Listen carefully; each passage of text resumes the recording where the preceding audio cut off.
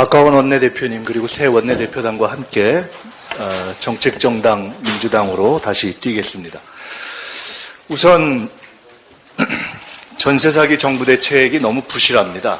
어제 국토위 소위에서 정부 대책인 우선 매수권과 매입 임대로 커버되는 피해자 수가 37%에 불과하다는 점을 국토부가 시인했습니다.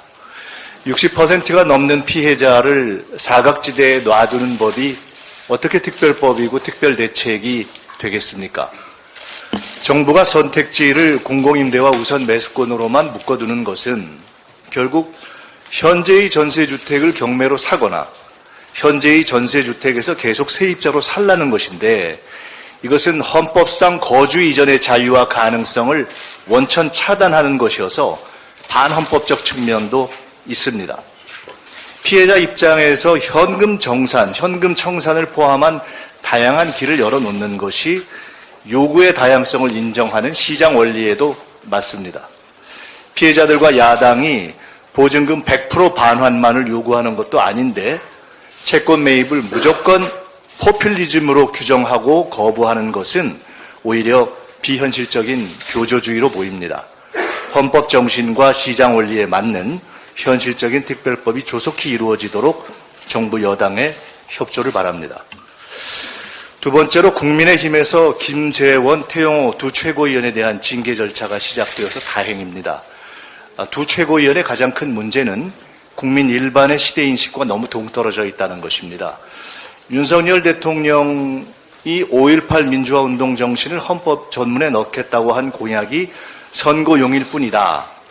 이러한 발언을 징계하려는 국민의힘의 진정성을 가장 확실하게 살리는 길은 여야의 대표적인 대선 공통 공약인 5.18 정신 헌법 전문 삽입을 여야 합의로 실현하는 것입니다.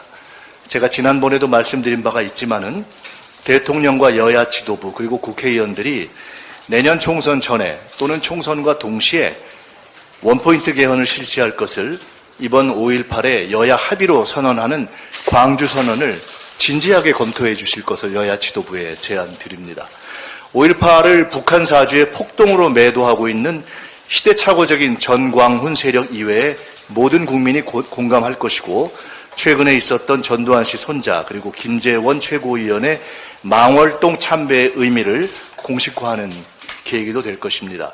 이 문제에 대해서 국민의힘이 원한다면 이 문제에 대해서 국민이 어떻게 생각하시는지 여야 합동으로 여론조사기관에 의뢰하는 국민 여론조사 실시도 할 용의가 있습니다.